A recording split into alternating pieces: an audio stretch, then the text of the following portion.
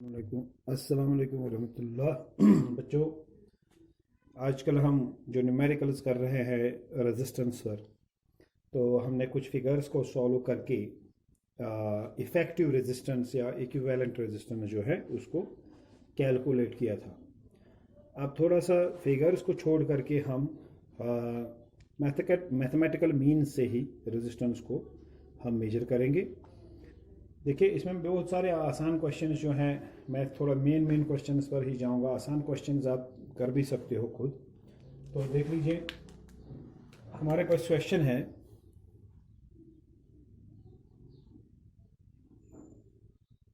Eight 10 Ohm's, आप लिखते जाएं एट 10 ओहम्स थिक। मुझे लिखने की शायद ज़रूरत नहीं है, क्योंकि ये आप अगर मैं डिक्टेट करता हूं तो आप इसको नोट भी कर सकते हैं। At 10 ohms thick wire is stretched so that its length becomes 3 times the original length। यानी एक रेजिस्टेंस हमारे पास, एक वायर हमारे पास है, उसकी रेजिस्टेंस है, रेजिस्टेंस ओरिजिनल रेजिस्टेंस उसकी है 10 ohms R1, और उसको हमने खींच लिया है और उसकी लेंथ 3 टाइम्स बन गई है of the original length. A 10 ohm thick wire is stretched so that its length becomes 3 times the original length. Assuming that there is no change in its density, calculate the resistance of the new wire। अब जब हमने इस तार को खींच लिया, तो मान लीजिए इसकी जो लेंथ थी, अब हम ये लेंथ जो है 3 टाइम्स इसकी लेंथ हो गई, पहले से 3 गुना ज़्यादा। तो इसकी जो लेंथ थी L1, अब इसकी लेंथ है L2 और वो है 3 times the original length L1, 3 times L1।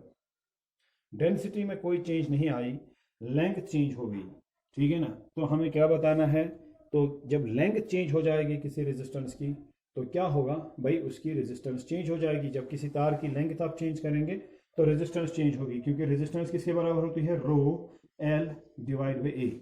यहाँ देख लीजिए, आपकी रेजिस्टेंस डिपेंड करती है डायरेक्टली लेंथ पर। आपने लेंथ को इंक्रीज किया है तो रेजिस्टेंस इंक्रीज हो जाएगी, लेकिन यहाँ रेजिस्टेंस कितनी चेंज हो जाएगी, जब आपने लेंथ को इंक्रीज किया है 3 टाइम्स द ओरिजिनल लेंथ।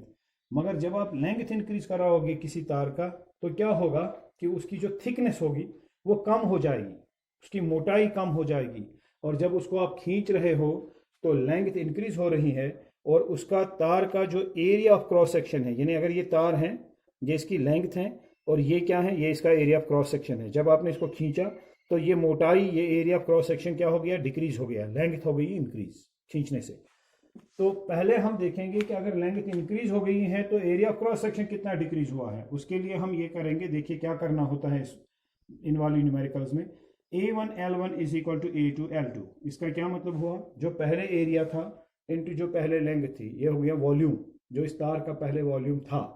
खींचने के बाद भी वॉल्यूम वही रहेगा, क्योंकि कोई नया मटेरियल आपने ऐड नहीं किया है, इसका कोई मटेरियल आपने इससे बाहर नहीं निकाला है। तो जो इस तार का वॉल्यूम था वो वॉल्यूम वही रहेगा, सिर्फ लेंथ चेंज हो गई, उसकी वजह से एरिया ऑफ क्रॉस सेक्शन भी चेंज हो गया।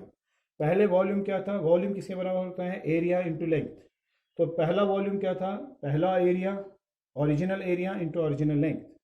नया वॉल्यूम क्या है, शाबाश, नया area of cross section into नई लेंथ। लेकिन दोनों वॉल्यूम्स क्या हैं, सेम है। पहले जो वॉल्यूम था वही बाद में भी वॉल्यूम है। तो एरिया, जो पहले एरिया ऑफ क्रॉस सेक्शन था इंटू जो पहले लेंथ थी, it is equal to new area of cross section into new length. यानी the older volume, the original volume of the wire is equal to the new volume, because there is no change in the volume. Okay, तो अब आप बताइए आप कैसे लिखेंगे। आप लिखेंगे M1 L1 is equal to, शाबाश, A2 L2 के बदले आप लिख सकते हैं 3 टाइम्स L1, क्योंकि जो लेंथ इसमें है वो ओरिजिनल लेंथ का 3 टाइम्स हो गया, ठीक है। नई length 3 times original length. L1 cancels.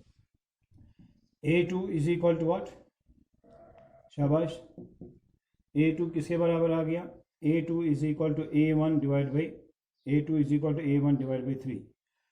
तो जब इसकी लेंथ, नई लेंथ है L2, वो है 3 टाइम्स L1, तब इसका एरिया ऑफ क्रॉस सेक्शन भी चेंज हो गया, वो पुराने एरिया ऑफ क्रॉस सेक्शन का तीसरा हिस्सा है। New area of cross section is A1 divide by 3।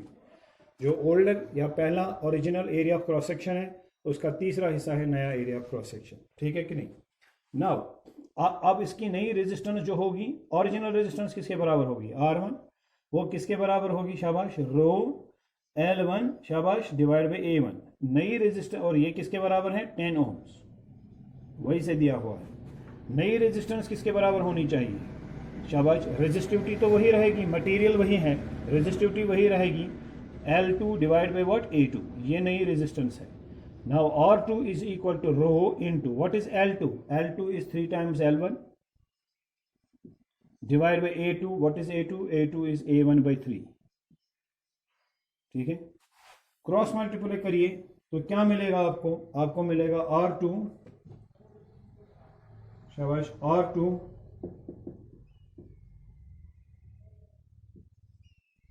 is equal to, शाबाश, 9 times row L1 divide by A1।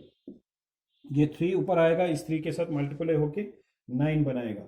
Then R2 is equal to 9 rho L1 A1। What is that, rho L1 A1 is original resistance, that is 10 ohms. तो हम रो L1 A1 के बदले लिखेंगे 10 ohms, तो R2 is equal to 90 ohms. तो ये नई resistance जो है इस तार में, जिसको आपने खींचा है और जिसकी लेंथ आपने 3 गुना बढ़ा दी, आपको उसकी रेजिस्टेंस मिल गई 10 ओम। पहले ओरिजिनल रेजिस्टेंस थी, 3 गुना आपने इसकी लेंथ को इंक्रीज किया, अब उसकी नई रेजिस्टेंस आएगी 90 ओम्स। तो पहले आपने क्या किया, आपने देखा कि नई लेंथ जो है वो 3 टाइम्स ओरिजिनल लेंथ है। फिर आपने क्या देखा कि नया एरिया ऑफ क्रॉस सेक्शन कितना होगा, ये निकालना ज़रूरी होता है। कि पहले लेंथ तो आपको पता है, नई लेंथ जो है वो ओरिजिनल लेंथ के 3 टाइम्स है। अब आपको नया एरिया ऑफ क्रॉस सेक्शन देखना है, वो किसके बराबर है, और वो कहाँ से निकलेगा, आपको लिखना है A1 L1, यानी जो ओरिजिनल वॉल्यूम था, is equal to A2 L2, यानी वो नए वॉल्यूम के बराबर होगा। Area of cross section change हो गया है, लेंथ भी चेंज हो गई है, लेकिन दोनों का प्रोडक्ट चेंज नहीं हुआ है क्योंकि वॉल्यूम चेंज नहीं हुआ है, ठीक है।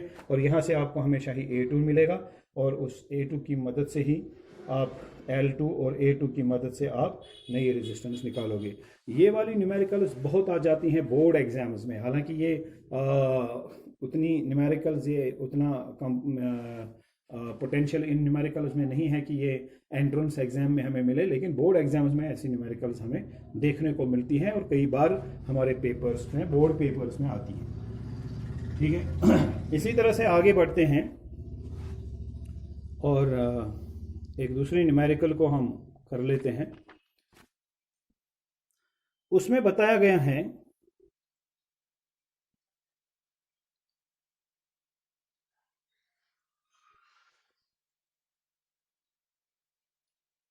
the area of cross section of a wire is decreased to half of its original area.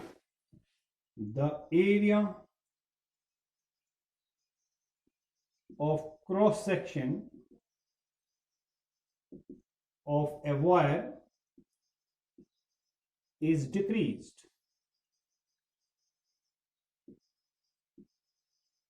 to half of its original area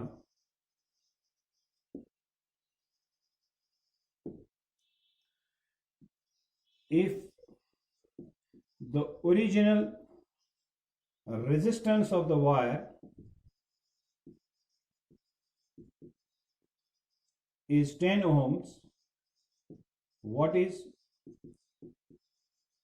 its new resistance?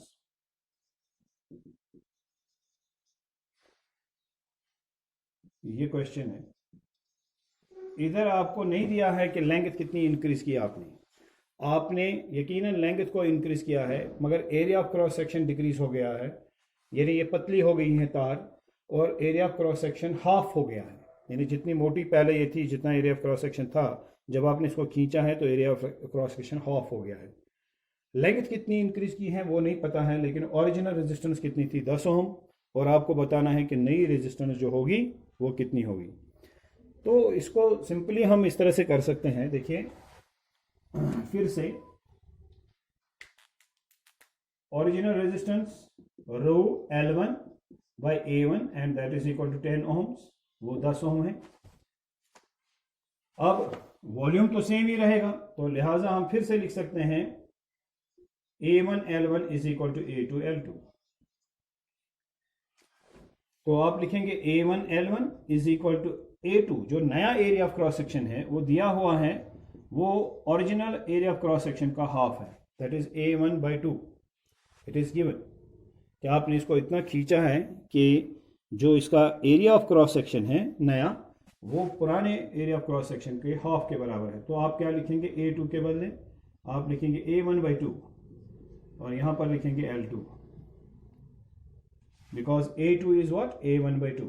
ठीक है, A2 है ही A1/2। ठीक है, now A1 and A1 cancel, you will get L2 is equal to 2 times L1। तो देख लीजिए, आपको जो नई लेंथ मिल गई वो पुरानी लेंथ जो है उसका दुगना है। एक तरीके से आप अगर इन दोनों न्यूमेरिकल्स को देखेंगे तो एक चीज़ आपको देखने को मिलती है, जब आप 3 टाइम्स लेंथ इंक्रीज करते हैं तो एरिया ऑफ क्रॉस सेक्शन जो है वो 1/3 डिक्रीज हो जाता है। जब आप एरिया ऑफ क्रॉस सेक्शन को डिक्रीज करते हैं, सपोज हाफ, तो लेंथ इंक्रीज होती है ट्वाइस। आप इस तरह से मान सकते हैं, लेंथ इंक्रीज हो गई twice, area of cross section half से डिक्रीज हो गया। लेंथ इंक्रीज हो गई 3 times, area of cross section 1/3 हो गया उसका ओरिजिनल एरिया का, यानी उसका तीसरा हिस्सा हो गया। मतलब multiple L2 is 2 times L1, then A2 is A1/2। यहाँ मल्टीप्लाई में 2, वहाँ पर डिवाइड में आएगा 2। चलिए, अब ये लेंथ हो गई इसकी ओरिजिनल लेंथ। ठीक है ना, मतलब लेंथ को दुगना कर दो तो area of cross section, length को दुगना कर दो तो area of cross section half हो जाता है। लेंथ को 3 गुना कर दो, एरिया ऑफ क्रॉस सेक्शन 1/3 हो जाता है। ये इस तरह से।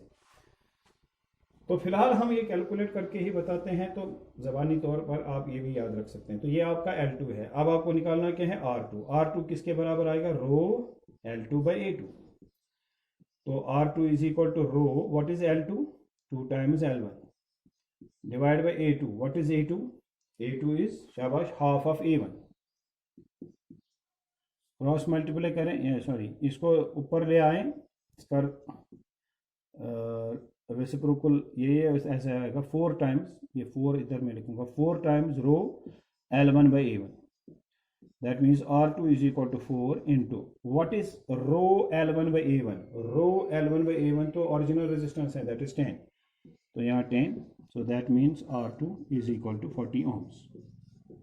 इस तरीके से आप ये न्यूमेरिकल्स कर सकते हो कि जब आपकी रेजिस्टेंस पहले दी होगी, फिर आपने तार को खींचा, आपने लेंथ को इंक्रीज किया, तो नई रेजिस्टेंस कितनी होगी, या आपने एरिया ऑफ क्रॉस सेक्शन को डिक्रीज किया तो नई रेजिस्टेंस कितनी होगी। तो वो आप यहाँ से आपने सीख लिया कि कैसे करना है।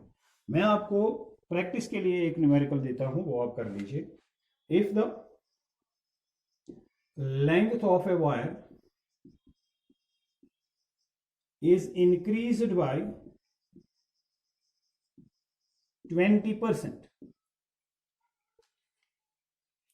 what is the new resistance, what is its new resistance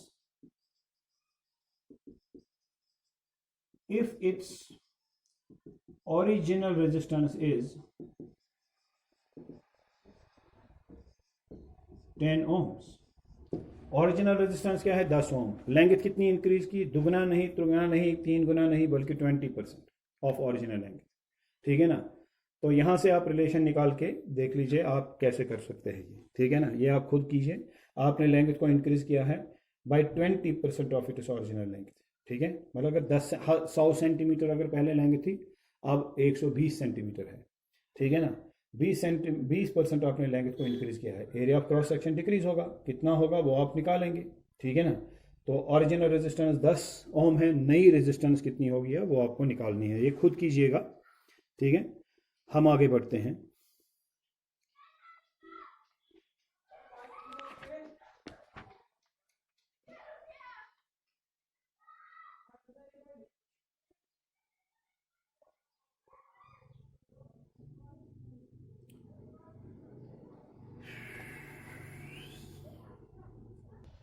हाँ जी, क्वेश्चन हमारे पास है,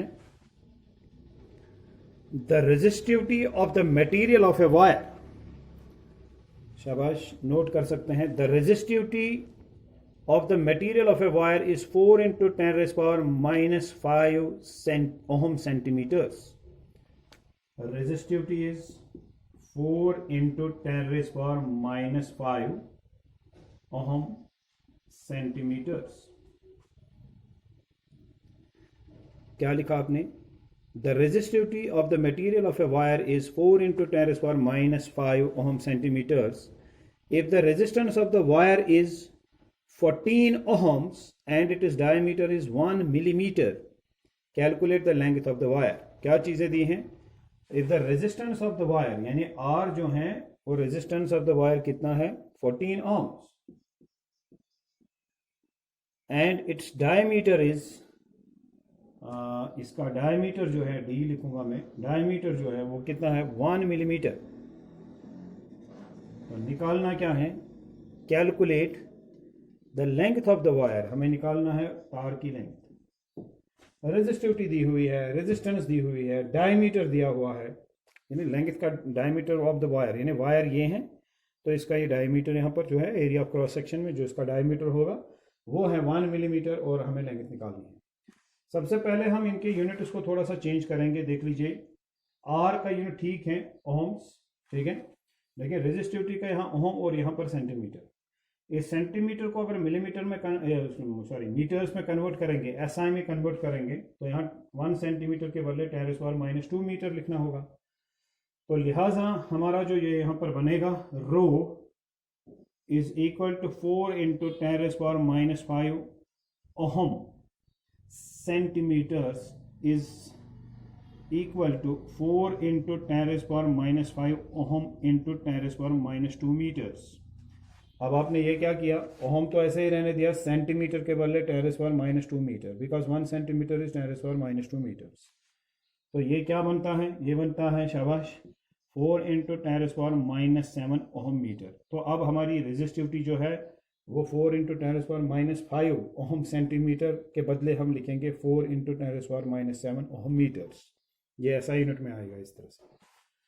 तो रो हो गया, ये आर भी हो गया. अब डायमीटर है D is equal to what? 1 millimetre. अब इसको मीटर्स में कन्वर्ट करिए. शाबाश. 1 मिलीमीटर को जब आप कन्वर्ट करेंगे मीटर्स में तो आप लिखेंगे सीधे ही 10⁻³ मीटर्स, बिकॉज 1 मिलीमीटर इज 10⁻⁻, शाबाश, -3 मीटर्स. ये सारी चीजें आ गई. अब आपको लेंथ निकालनी है तो कैसे निकालेंगे ये देख लीजिए. देखिए आपके पास है R is equal to rho L divide by A. ठीक है भाई. अब यहां से L कितना निकलेगा? RA, शाबाश, डिवाइड बाई रो. R दिया है, रो दिया है, क्या A दिया है? नहीं. उसके बदले क्या दिया है? डायमीटर. तो एरिया को कैसे लिखा जा सकता है? देखिए एरिया ऑफ क्रॉस सेक्शन होता है पाई आर स्क्वायर. तो आप लिख सकते हैं एरिया के बदले पाई, आर के बदले आप डायमीटर लिख सकते हैं, डायमीटर का हाफ. जब आर के बदले d/2 लिखेंगे, d/2 और ऊपर क्या आएगा? स्क्वायर. तो वो क्या आएगा जरा बताइए? एरिया लिख सकते हैं पाई d²/4. तो अब आपके पास एरिया जो है, याद रखें और भी न्यूमेरिकल्स में काम आता है ये, शाबाश. आपके पास जो मैंने ये गलत जगह पर लिखा वहां आपको दिखाई नहीं देगा, मैं वहां से रब करता हूं. देख लीजिए. हाँ, एल आपका है R A divide by rho. R पता है, रो पता है, ए पता नहीं है. तो ए के बदले आप लिख सकते हैं या तो पाई आर स्क्वायर या फिर पाई d²/4. ये d²/4 क्या है? ये आर रेडियस है, डायमीटर का हाफ d/2. तो जब मैं r के बदले लिखूंगा ना d/2 और ऊपर स्क्वायर, तो फिर यह आएगा d² और 2 का स्क्वायर आएगा 4. हमेशा ही एरिया ऑफ क्रॉस सेक्शन या तो पाई आर स्क्वायर लिख सकते हैं या पाई d²/4. यहाँ r रेडियस और यहाँ d डायमीटर. अब l बताइए. l है, शाबाश, r a डिवाइड बाई रो. ये लेंथ है. तो L किसके बराबर आएगा? R किसके बराबर है? R आप जानते हैं 4 इंटू 10⁻⁻, शाबाश, क्या? -7 इंटू A के बदले क्या लिख सकते हैं आप? Pi into d²/4 divide by row resistivity. तो रेजिस्टिविटी नहीं, रेजिस्टिविटी के बदले ही हमारे पास एक्सप्रेशन था ये। आर तो हमारे पास 14 है, खाली आर हमारे पास है 14। मैं पहले इस तरह से लिखूंगा, L is equal to R into इस ए के बदले pi B square divide by 4 और यहाँ पर रो। अब सबस्टिट्यूट करें वैल्यूज, शाबाश। L is equal to what is R 14 pi 3.14 आप लिख सकते हैं, बी स्क्वायर, हाँ डायमीटर कितना था 1 मिलीमीटर, तो वो बन गया था 10⁻³ मीटर्स। तो हम यहाँ डायमीटर के बदले लिखें 10⁻³ और ऊपर स्क्वायर, ठीक है ना। हाँ जी आ गया, डिवाइड बाय रो। रो यानी रेजिस्टिविटी कितनी है, रेजिस्टिविटी शाबाश, वो थी 4 इंटू 10⁻⁷ इंटू 4। अब इस सारे को कैलकुलेट करेंगे तो आपको कैलकुलेशन के बाद क्या मिलेगा, ये लेंथ आएगा आपके पास 27 डिवाइड बाई 5 मीटर्स। जब आप इसको कैलकुलेट करेंगे तो आपको ये फिगर मिलेगा, ठीक है। तो इस तरीके से आपने लेंथ मेजर की रेजिस्टेंस की एक्सप्रेशन में से, ठीक है। और दिया क्या था आपको, दिया था रेजिस्टेंस कितनी है, रेजिस्टिविटी कितनी है, मगर एरिया नहीं दिया था, उसके बदले डायमीटर दिया था, ठीक है ना। तो यहाँ इस न्यूमेरिकल में आपने कोई खास बात नहीं सीखी, सिर्फ इतना सीखा कि जब डायमीटर दिया होगा तो रेजिस्टेंस की जो एक्सप्रेशन है उसमें एरिया ऑफ क्रॉस सेक्शन आता है, तो हम डायमीटर जो है, डायमीटर की मदद से एरिया निकाल सकते हैं और उसको सबस्टिट्यूट कर सकते हैं, ठीक है। फिर आगे बढ़ते हैं। तो next one is two resistances connected in series give an effective resistance of 12 ohms and these resistances give an effective resistance of 2 ohms when connected in parallels. Find the values of the resistances. आपके पास दो resistances हैं R1 and R2, इनको series में connect किया तो effective resistance क्या है, R1 plus R2 series में, तो वो है 12 ओम्स। मगर जब आप इनको पैरेलल्स में कनेक्ट करते हैं तो आपको मिलता है 2 ओम्स इफेक्टिव रेजिस्टेंस, टोटल मिलता है 2 ओम्स। आपको बताना है what is R1 and what is R2। तो आप सिंपली लिखेंगे इस तरह से, here R1 plus R2 is equal to 12 ohms. आपने इसको किस में कनेक्ट किया है, पर सीरीज में, तो सीरीज में क्या रहेगा, सीरीज में शाबाश sum of resistances is equal to जो इंडिविजुअल जो टोटल रेजिस्टेंस होती है, effective resistance is equal to the sum of individual resistances. So यहाँ R1 plus R2 is equal to 12 ohms, ठीक है। तो दूसरा, फिर आपने इनको क्या किया है, आपने इनको ही पैरेलल्स में कनेक्ट किया है, यानी उस वक्त इफेक्टिव रेजिस्टेंस कितनी आती है 2 ओम्स। तो कैसे लिखेंगे पैरेलल्स के वक्त, 1/2 is equal to 1/R1 plus 1/R2, यानी जब आप इनको पैरेलल्स में कनेक्ट करते हैं sum of reciprocals of individual resistance is equal to what, reciprocal of the effective resistance. उस वक्त इफेक्टिव रेजिस्टेंस क्या है 2, तो उसका रेसिप्रोकल क्या बन गया 1/2। ये किसके बराबर होगा, sum of reciprocals of individual resistances. ये जब आप पैरेलल्स में कनेक्ट कर रहे हैं तो ये इसके बराबर आएगा 1/R1 प्लस 1/R2। तो ये आएगा 1/2 is equal to R1 plus R2 divide by R1 R2, ठीक है भाई। That means R1 R2 is equal to, cross multiply करें 2 टाइम्स R1 प्लस R2, मगर R1 प्लस R2 किसके बराबर है 12, तो R1 इंटू R2 किसके बराबर आएगा 2 into 12, what is that, that is 24 ohms. We will call this as equation first. अब देख लीजिए हम क्या करें, याद रखिए R1 R2 आपका है 24 ओम्स। अब देखिए हम आगे क्या करेंगे, we will write a mathematical formula. We know that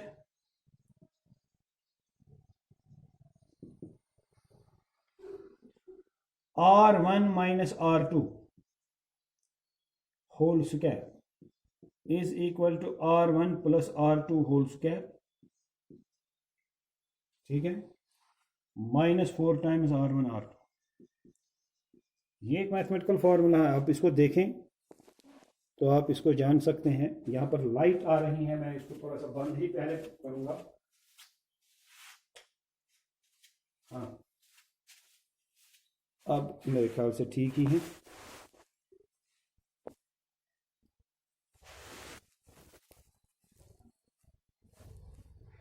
देखिए, हमारा जो मैथमेटिकल फॉर्मूला है a minus B whole square किसके बराबर आता है? a minus B whole square, a plus B whole square minus 4 times A B. ठीक है ना, इसीलिए हमने लिखा r माइनस, देखिए क्यों, क्योंकि यहाँ से आएगा r1 square plus r2 square, यहाँ भी आएगा r1 square plus r2 square, यहाँ आएगा माइनस 2 टाइम्स r1 r2, यहाँ आएगा प्लस 2 टाइम्स r1 r2, लेकिन माइनस 4 टाइम्स r1 r2, वो टोटल में बनेगा minus 2 times r1 r2। Left hand side यहाँ राइट हैंड साइड के बराबर है, तो हम लिखेंगे r1 minus r2 whole square is equal to r1 plus r2 के बदले क्या लिख सकते हैं? 12 ऊपर square minus 4 into r1 into r2 आपका निकला है 24, तो यहाँ लिखेंगे 24। तो आपको मिलेगा r1 minus r2 whole square, ये आएगा 144, ये आएगा 96। तो यहाँ पर मिलेगा आपको r1 minus r2 whole square is equal to, तो ये आएगा 14 में से 6 8, यहाँ 13,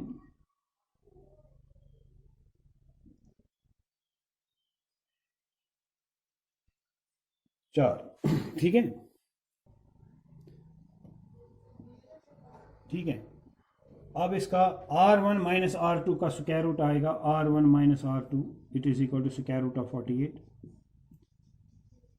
ठीक है ना, तो what is square root of 48? It is approximately 6.8 ohms, मैं यहाँ पर लिखूंगा। नाउ ये आपका r1 माइनस r2, तो आपके पास यहाँ पर फर्स्ट इक्वेशन में क्या है? r1 plus r2। अब मुझे बताइए, अगर आप फर्स्ट इक्वेशन और सेकंड इक्वेशन को ऐड करेंगे तो क्या होगा? यहाँ r2 प्लस है, यहाँ r2 माइनस है, कैंसिल, वहाँ से आपको निकलेगा r1। ठीक है ना, इस लेफ्ट हैंड साइड को इसके साथ ऐड करेंगे, एडिंग फर्स्ट एंड सेकंड, जब आप फर्स्ट एंड सेकंड को ऐड करेंगे r2 कैंसिल होगा, वहाँ से r1 निकलेगा, r1 को आप यहाँ पर सब्स्टिट्यूट कीजिए, वहाँ से r2 निकलेगा। ठीक है ना, तो आप एडिशन सब्ट्रैक्शन मेथड जो आपने किया हुआ है कई बार क्लास 8th से ही या 9th से ही, तो आप यहाँ से निकाल सकते हैं। ठीक है कि नहीं? तो मेरे ख्याल से इस वीडियो में मैं इतना ही करूँगा ताकि हम इसको अच्छे से अपलोड कर सकें। ठीक है।